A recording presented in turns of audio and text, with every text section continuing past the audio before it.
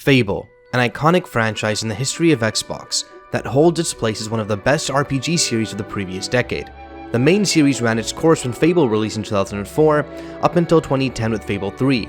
There were also a few spin-off games that weren't of much consequence, and of course the ill-fated Fable Legends, which was cancelled in 2016.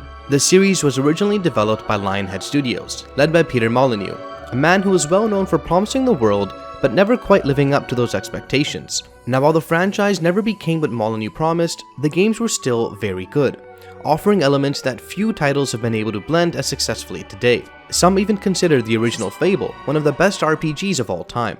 Join us as we dive into what Fable once was, and what it may be in the near future.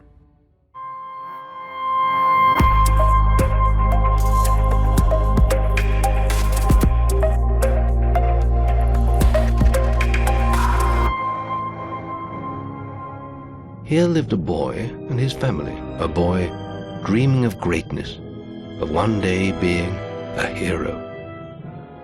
The Fable series primarily takes place in the fantasy world of Albion, a unique and fantastical take on England that right away set itself apart from other games in the genre. Beyond the traditional mappings of fantasy RPG, Fable leaned into a bevy of unique characteristics.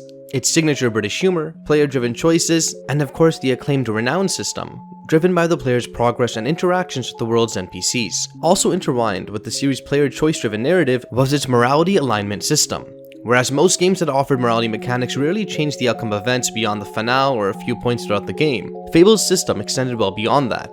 The world's population would revere or recoil if the player was good or evil. Spells and legendary weapons would only be attainable if the player was aligned properly.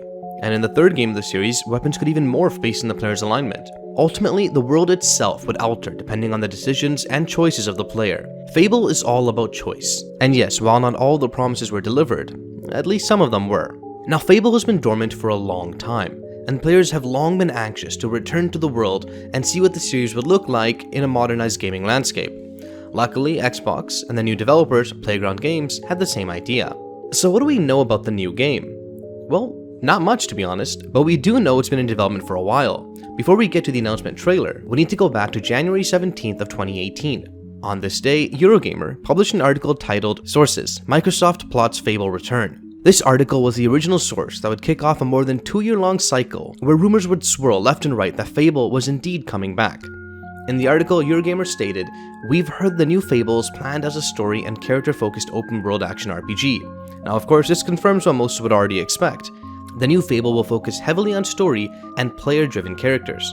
The most interesting tidbit of the article comes later, where the author notes that we've heard Microsoft's rekindled interest in Fable was in part inspired by Sony's phenomenal success with Guerrilla Games' PlayStation 4 exclusive, Horizon Zero Dawn. Now this also checks out, as Horizon was one of the most successful new IPs of the last generation.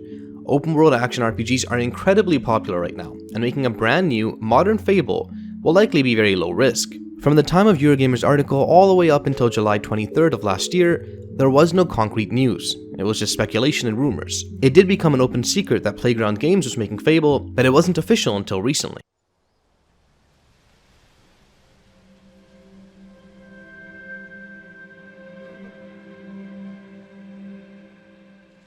The announcement trailer wasn't much more than a teaser, and it didn't really give us concrete gameplay details. In fact, it could even be just a render without much relation to the actual game. There are still a few clues we can unpack. Now before we dive into the imagery, let's focus on the voiceover in the trailer. The dialogue in the trailer is pretty straightforward, but we do get an overall sense of the world that Playground is building. There will once again be good versus evil, heroes and villains, which is of course an overarching theme of the franchise. We get an idea that the game will be filled with magic and fantastic creatures, which is another hint that the game may be mirroring the original Fable, which had a much heavier emphasis on magic compared to the other two games. The most important piece of dialogue is at the end of the trailer, where it talks about how our story has yet to be written. Though, while not a surprise, it's still a welcome confirmation that the characters will be blank slates and will forge our own path.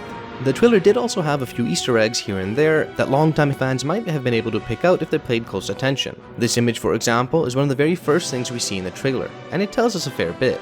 The fairy may not seem like a big deal at first glance, but fairies haven't actually ever been in a Fable game before. The closest we've gotten were the nymphs in the original Fable. Fairies being all but confirmed for Fable could indicate the new game will return even more so to its roots, again with heavy emphasis on magic, fairy tales, and folklore. Fables 2 and 3 moved towards an industrious fantasy setting, and in doing so they lost some of the magic of the original game. Many fantasy games like The Elder Scrolls V Skyrim or Dragon Age follow the tropes of stories like The Lord of the Rings or A Song of Ice and Fire. While Fable did use some of those tropes, they were more so inspired by classic British fairy tales and other similar stories. Now next to the fairy in the picture, there's a sword with a clear symbol on the hilt. This symbol represents the Heroes Guild, a fraternity of sorts that houses heroes. Special humans with powers who assist the people of Albion at their choosing. Heroes are able to choose between good or evil at their discretion. The Heroes Guild, however, did not last forever, at least according to the previous game's story. Again, this may be a complete reboot of the franchise, in which case the history and lore of the previous games wouldn't be much useful, but let's assume they at least take some of the history from the previous games as we move forward.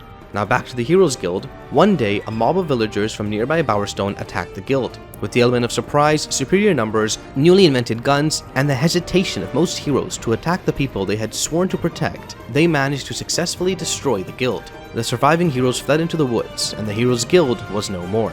Now this location is an incredibly important part of the Fable story. In the first game, you play as the hero of Oakville, and you're able to freely explore the guild. And while the guild is not as central in Fables 2 and 3, it still does exist on the peripherals.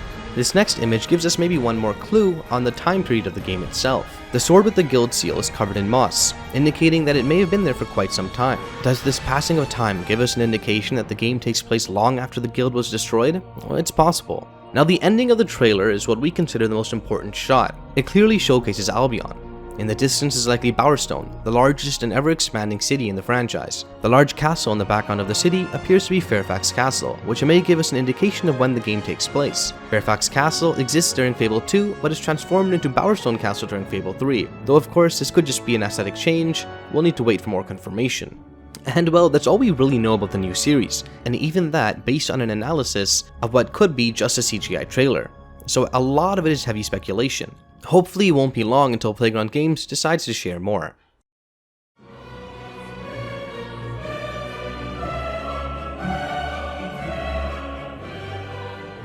Now what do we want from a new Fable? Fable's return should be a marriage of the series' traditional roots with a flair of modernity. The new title will be launching in an entirely different gaming landscape than the original trilogy. Western RPGs are more popular than ever, and the space has become more varied than ever too. In Fable's absence, however, even though there have been plenty of high fantasy offerings, the unique brand and style of Fable's fantasy is very rarely seen. Its blend of Brothers Grimm, Disney fantasy, and British humor is arguably the most important characteristics of the series, as it's the foundation for which the series has been able to define itself. Luckily, the trailer released by Playground Games implies that this foundation is understood, showcasing the more fantastical elements of the world, while simultaneously shying away from the gritty realism that has become so prevalent in fantasy of today. This new game will hopefully employ a more open world that strikes a balance of Fable's fine-crafted linear locales with the relative freedom of other titles in the genre today. Playground has shown that they're capable of making large expanses with meaningful activities, without being heavily reliant on filler material. This fits the role of Fable perfectly, as it has always felt a bit barren once a small batch of side quests were completed. Imagine a world that could represent an expansion of the ideas and systems introduced in the earlier entries. Just a few examples could be expanding more on the legendary weapons, introducing a more impactful and world-aware form of the realty metagame, expand the various jobs you can do, or any number of new systems and side activities to partake in. Perhaps they will do all of the above, so long as the demon doors make a comeback.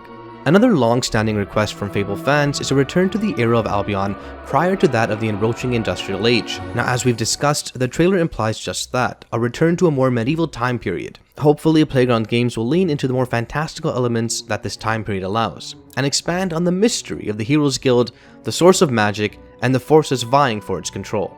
Perhaps one of the greatest opportunities would be for Playground to reintroduce the aforementioned choice alignment systems to have an even greater impact on the world itself. With the hardware of modern computing systems and the new Xbox Series consoles, the resources available to AI systems are well beyond what was capable on the Xbox 360. Coupled with the machine learning hardware present in the new consoles and Microsoft's investments in AI research, the series could benefit from greatly improved player-to-world interactions. Imagine a world full of NPCs that react to every action taken by the player with realistic movements, awareness, or observations, instead of just a few canned narrative markers or physical reactions. Obviously, where dialogue is required, those elements would need to be recorded, but so much of the physical and behavioral reactions could be expanded in a way not yet seen in a video game. This may sound ambitious, but what has made Fable so special is the impact of the player's choice represented in the game world. While the games were never able to meet the dreams of Peter Molyneux, they often got close, Many RPGs sell the player on creating their own character and making their own choices, but few have ever combined Fable's player choice and world interactivity. The technological capabilities in Microsoft's suite of tools, coupled with Playground's pedigree, may provide fans of the series with the greatest chance yet to live those aforementioned dreams. Will Playground Games go all out and attempt to make an incredibly ambitious RPG that expands the premise and promise of Fable, or will they play it safe and make a by-the-numbers RPG that focuses less on interactivity and more on stats and quests?